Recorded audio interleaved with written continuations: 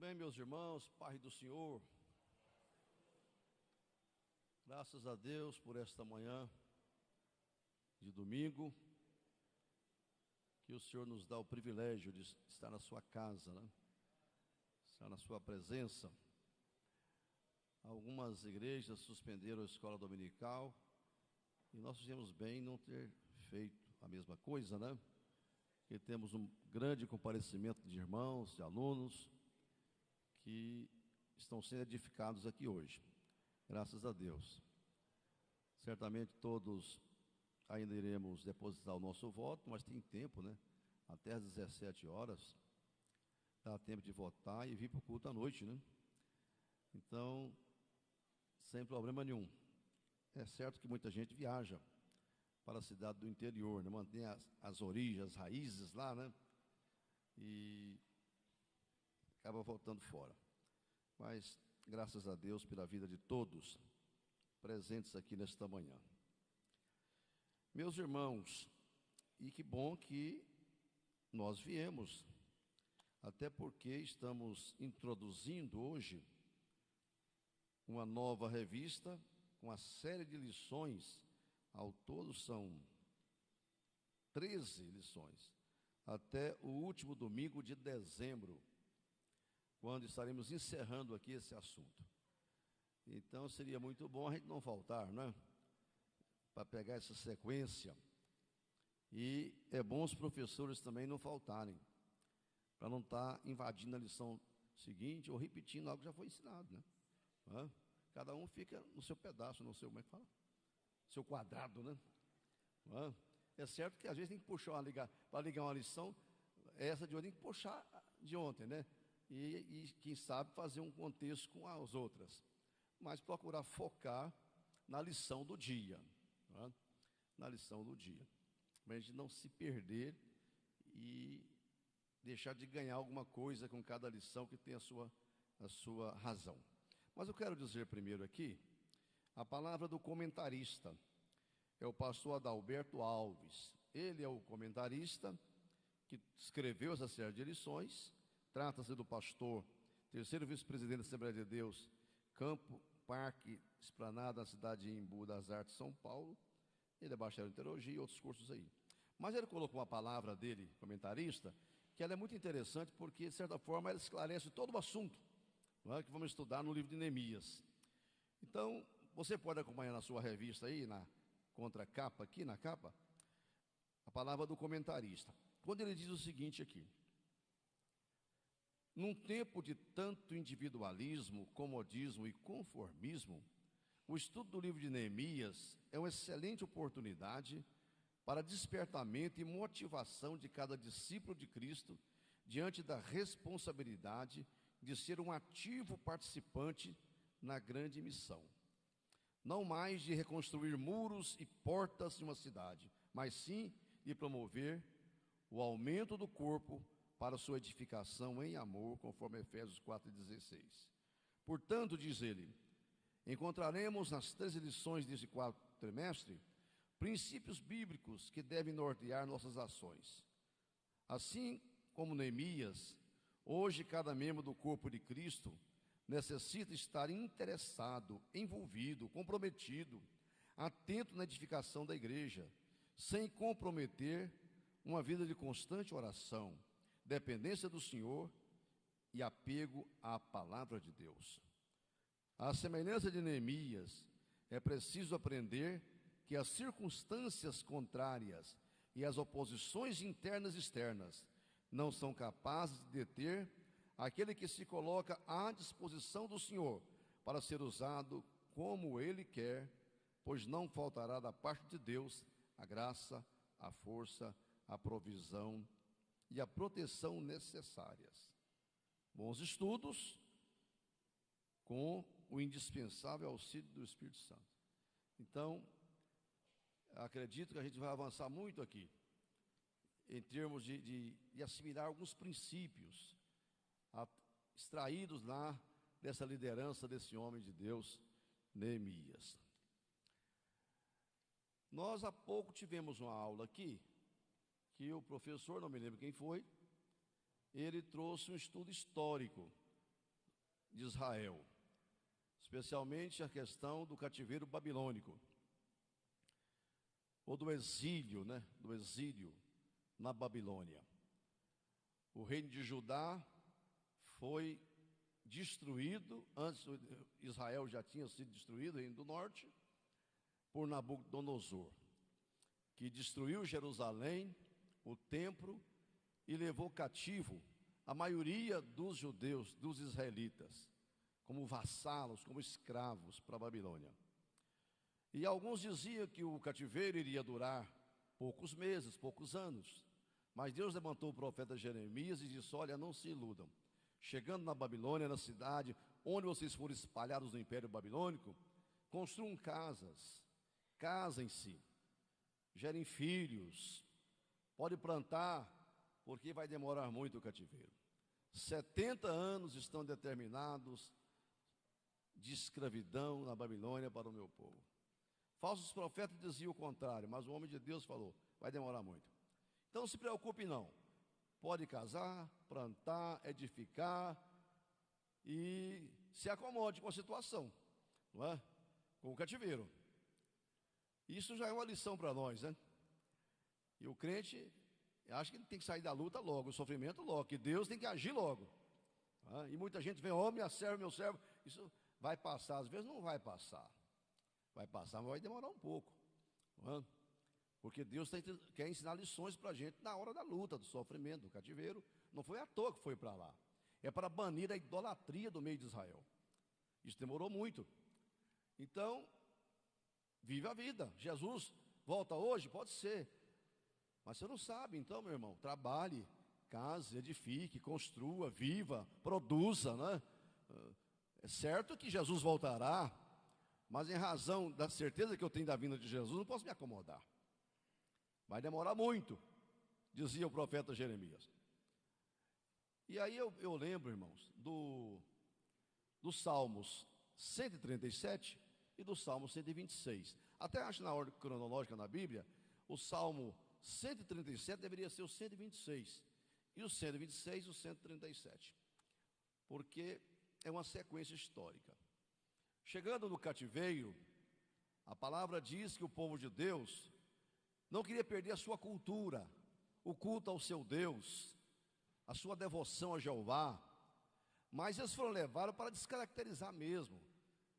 Misturando com outros povos, eles perderiam as características religiosas, políticas, os valores éticos que a nação ainda possuía. Então, num dado momento, diz a palavra de Deus, que o povo de Deus no exílio, na Babilônia, queria dirigir cultos, não é? Reuniões de cânticos, de louvores, pegavam seus instrumentos, não tinha templo em Babilônia, igrejas para eles frequentar. Eles iam para a beira dos rios, do rio Tigre e Eufrates, debaixo, não é, dos salgueiros, na sombra, na beira do rio. Vamos começar o culto, vamos cantar o hino tal, o salmo tal. E a Bíblia diz, e está registrado lá, que eles não conseguiam cantar. E dizia: como cantaremos o cântico do Senhor em terra estranha? Tudo que eles podiam fazer era dependurar as harpas nos salgueiros, e diz que lamentar e chorar, lembrando de Sião. São pessoas que afastam de Deus, mas que conhecem os hinos, conhecem Jeová, conhecem Jesus. Mas lá no mundo, por mais que ele tenha temor e queira servir a Deus, ele não dá conta. Tudo que um desviado, pessoa longe de Deus, pode fazer é lamentar e chorar, lembrando dos dias bons na casa de Deus, quando cantavam no coral, tocavam instrumento, pregavam nesse púlpito, sentavam no banco e dava glória a Deus. Tem gente que está no mundo lembrando de Sião, mas não consegue cantar, servir a Deus, obedecer. O que eles fazem é dependurar harpas nos salgueiros, lamentar e chorar, lembrando dos bons dias, do bom tempo, quando ele servia a Deus em Jerusalém, na casa do Senhor. Isso durou muito tempo, o povo não conseguia cantar. E aí pior, é que chegavam os babilônios e dizia: canta. Fazia um apelo para os judeus: canta um dos cânticos de Sião. Me disseram que vocês cantam tão bem, os hinos são bonitos. Canta.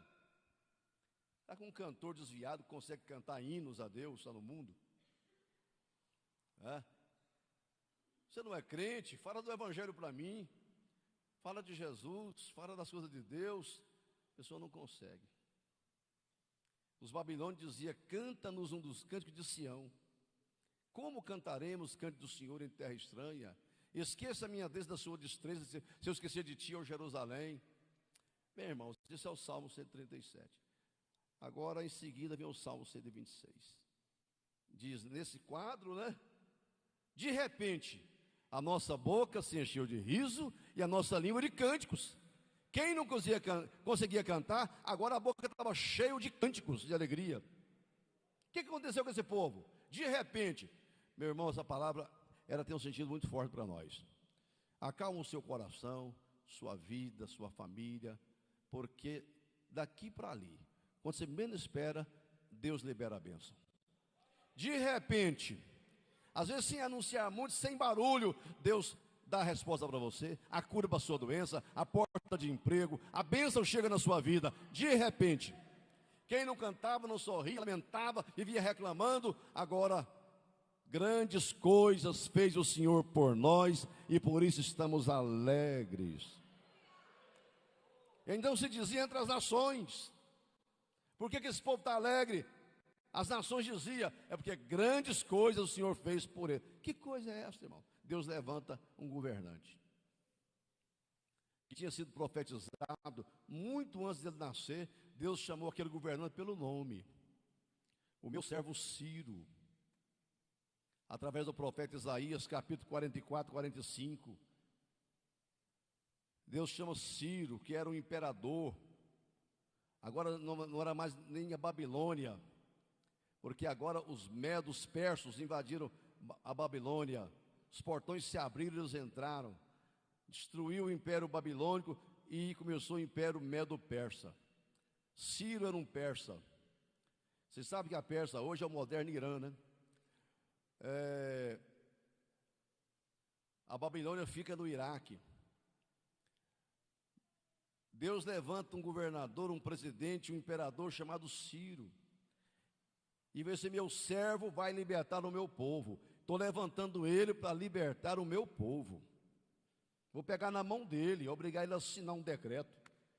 Deus, irmão, levanta governo e derruba governo. Ele está no controle de todas as coisas. Levanta um homem, chama pelo nome, 100 anos antes do camarada nascer, e fala, ele será o libertador. O cara chega. Primeiro ato dele, decreto número 1, 001/538 a.C.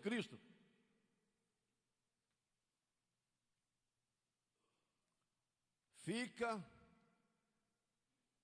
liberados para voltar para a sua pátria todos os escravos que residem na Babilônia, a começar pelo povo de Deus, o povo de Israel.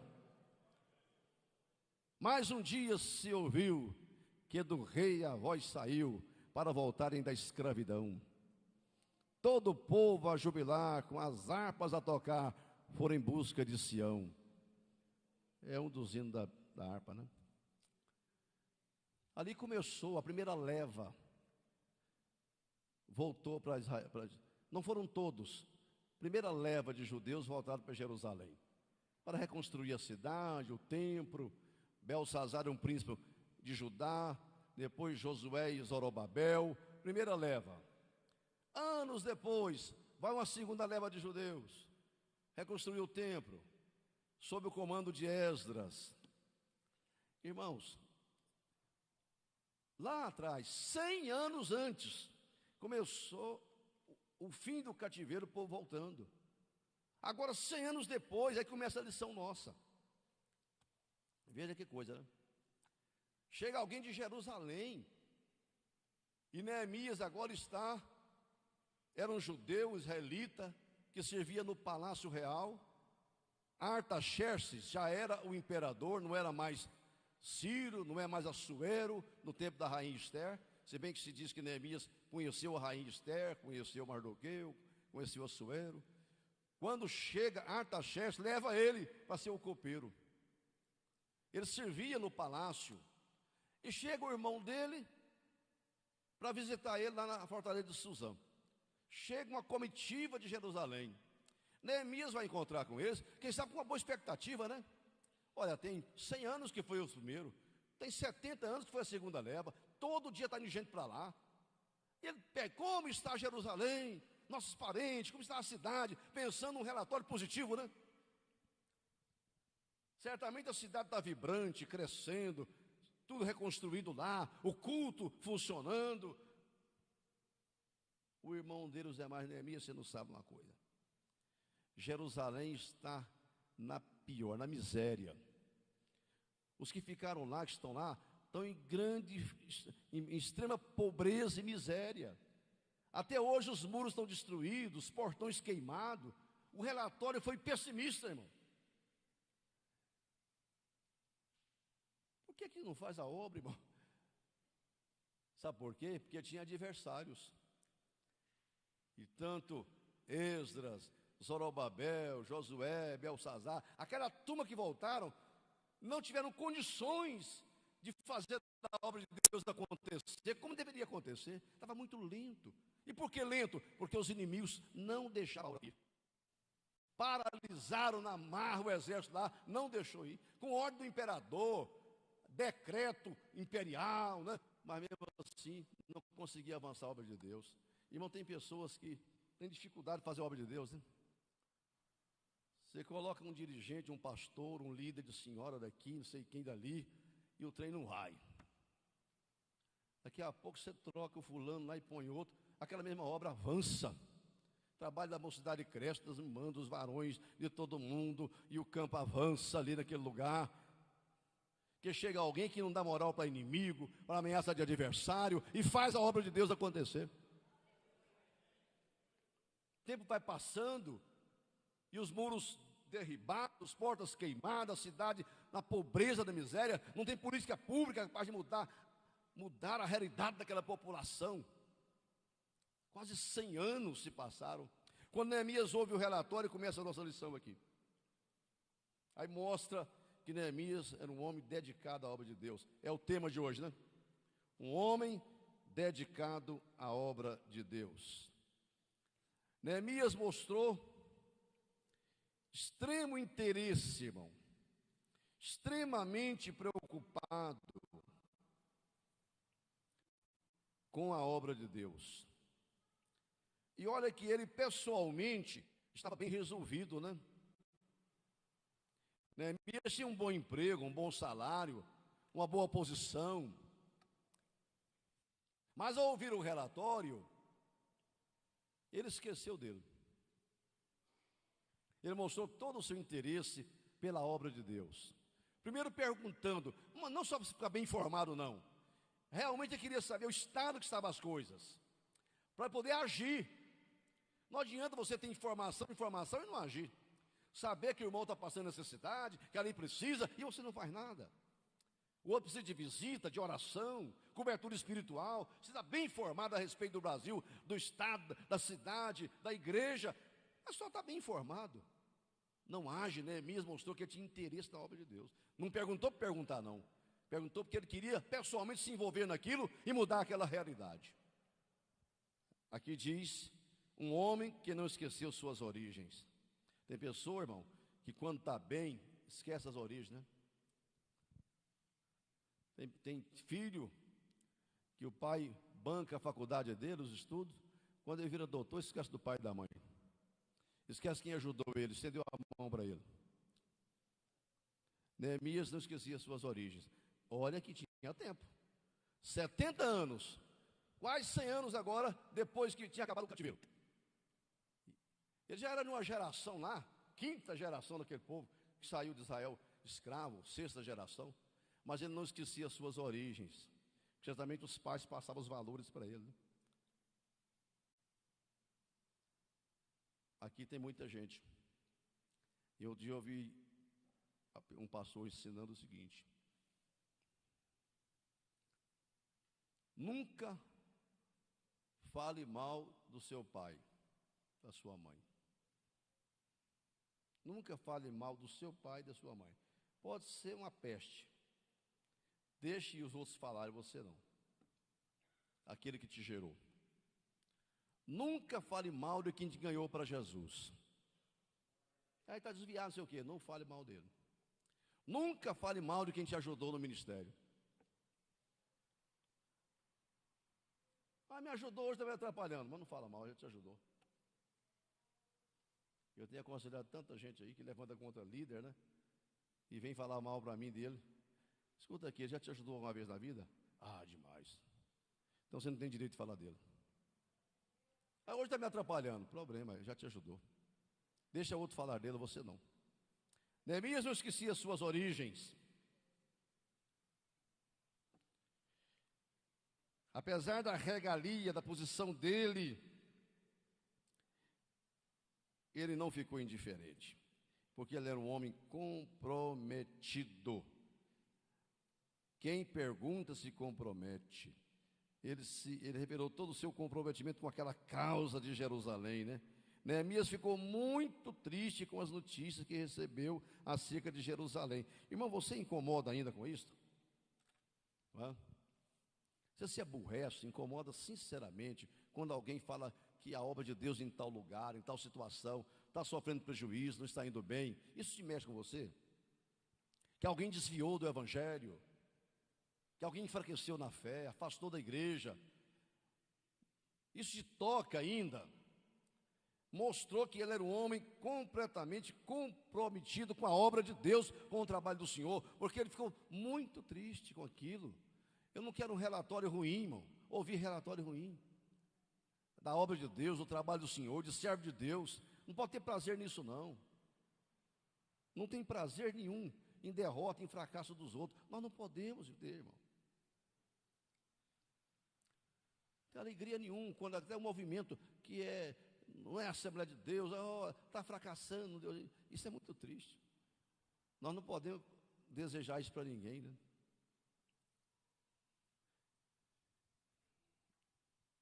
Isso aqui são características de Neemias. Um homem em constante vigilância. Ele estava atento a situações adversas, preparado para as oportunidades. Neemias era um homem de oração, a vida de oração. E então, diante daquele quadro nebuloso, triste, fracassado, Neemias teve as suas reações. A lição descreve aqui item por item, né? A tristeza não é emoção proibida ao cristão. Como nós reagimos diante de uma má notícia? Especialmente em relação às coisas de Deus. Como você reage diante de uma má notícia? Vamos ver como é que Neemias reagiu? Primeira reação dele, ele ficou desmontado, né? Ele disse que assentou-se lá no meio-fio, na rua, na porta do palácio. E não teve força nas pernas. Ele sentou-se. A notícia desagradável, uma ofensa, uma coisa parecida. Ele não falou nada, não murmurou contra os antepassados, mas diz que ele sentou-se.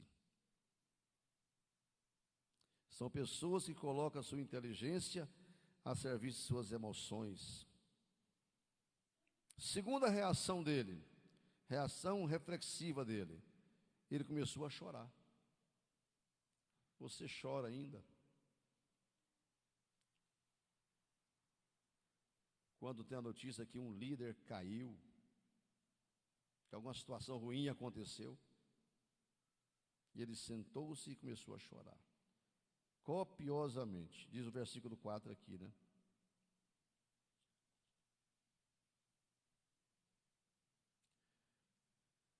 Terceira reação de Neemias, lamentar. Assentou-se, chorou e lamentou aquela situação lastimável. Ele se afligiu, se condoeu diante daquela má notícia envolvendo as coisas de Deus. Como Jeremias, né? Jeremias era o profeta das lágrimas, né? Ao ver a situação da nação, do povo, Jeremias chorava muito. Tanto é que tem Lamentações de Jeremias, um livro, Lamentações de Jeremias, o profeta das lágrimas. Está faltando lágrima ainda hoje nos olhos dos crentes, da liderança do povo de Deus, né? Chorar pelas almas perdidas, pelo mundo sem Deus. Eu lembro que uma vez o Josiel Gomes pregou no Congresso da Mocidade, era dia de carnaval, né? Ele falou: olha, quando você vê aí um folião fantasiado, não ria dele, não critique ele, chore por ele. Atrás daquela máscara tem um homem e uma mulher que está gemendo, está ali disfarçando a sua dor, seu vazio de alma, seu sofrimento, não é? Atrás daquela máscara tem alguém sofrendo ali. Então ame aquela pessoa, ore por ele, chore por ele, porque tudo é máscara neste mundo, né? Você tem que chorar mesmo. Quando alguém até levanta contra nós e fala contra a gente se revolta mesmo, mas deveria ter dó daquela pessoa.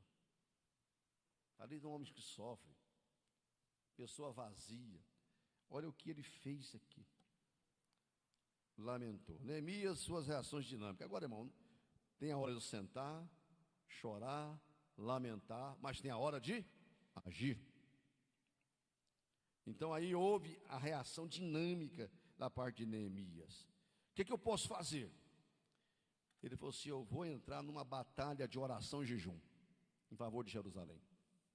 E a palavra diz que ele se pôs a jejuar por dias e orar. Usou as armas que ele tinha no momento, falar com Deus, para Deus mudar aquela realidade daquela cidade que tanto amava, aquela obra de Deus ali, porque Neemias era um homem interessado pela obra, se pôs a jejuar e orar diante do Senhor, diante daquela situação. E aqui a lição destaca muito o valor do jejum, né? Sabe por que eu creio em jejum, meu? Primeiro, para mortificar a carne, para ter mais espiritualidade para orar. Mas segundo, jejum, eu estou dizendo, Deus, é urgente. Jejum é para dizer da urgência do pedido. Quando eu oro, estou orando, né? Mas quando eu ponho jejum no meio, quer dizer, Senhor, a coisa não está boa não é? Eu estou me quebrantando, mortificando a carne, porque é urgente, Deus. A igreja, quando alguém passa hoje, vamos jejuar, irmão, é porque tem urgência. Não é súplica e clamor e oração só não, misturado com jejum. Jesus falou: gente, vocês saem pelo mundo expulsando demônio, em meu nome, expulsando demônio. Aí Jesus, se for expulsar demônio, não deram conta. Jesus falou: eu quero falar para vocês uma coisa. Tem demônio que além de orar, usar autoridade, você precisa jejuar. Só sai com jejum e oração.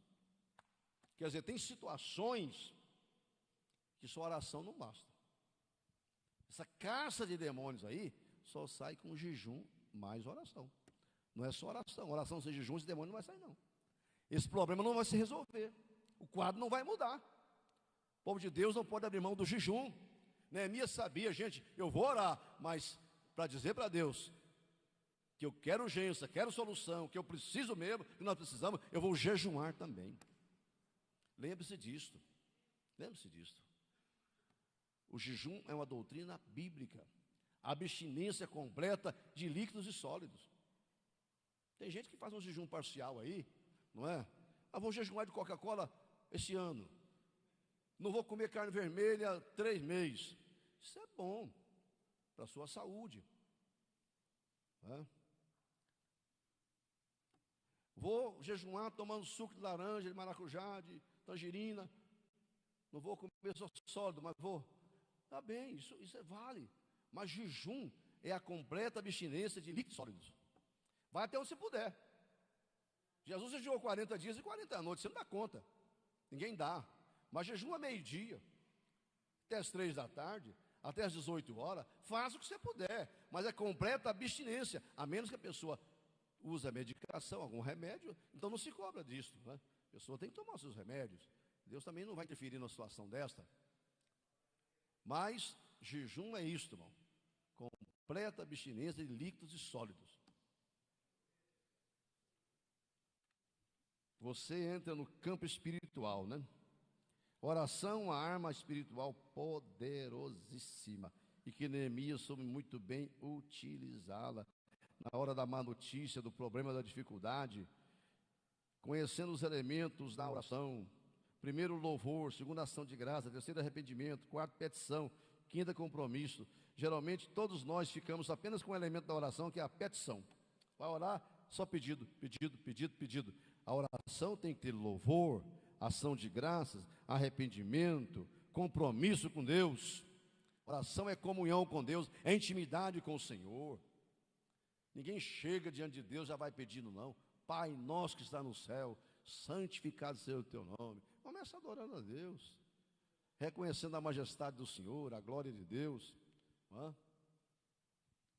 Depois você vai avançando, né, no seu compromisso com Deus.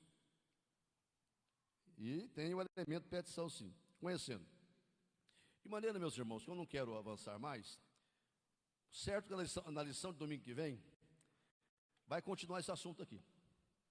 O que aconteceu depois que Neemias sentou, lamentou, chorou, jejuou, orou? Deus deu uma oportunidade para ele. Ele consagrou a vida. Ele reagiu diante daquele quadro. Ele pôs o coração naquilo. Ele saiu da zona de conforto. Ele se incomodou com aquele quadro e se apresentou diante de Deus. E Deus deu a ele uma oportunidade, que domingo que vem o professor vai dizer qual é. Fique em pé comigo.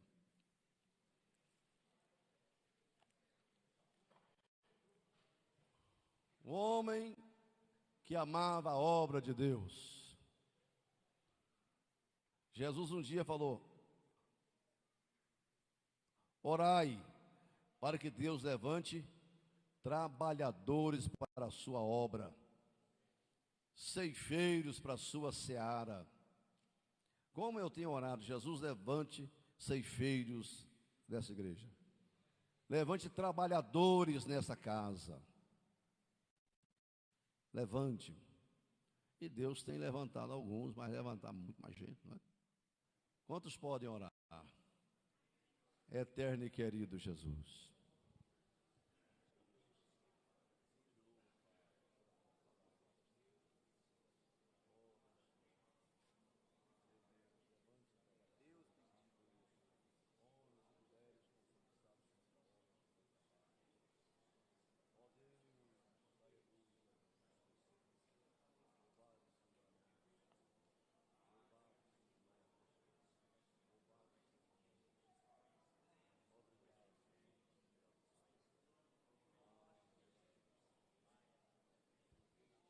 graças a Deus. Meus irmãos, Deus abençoe, podeis assentar.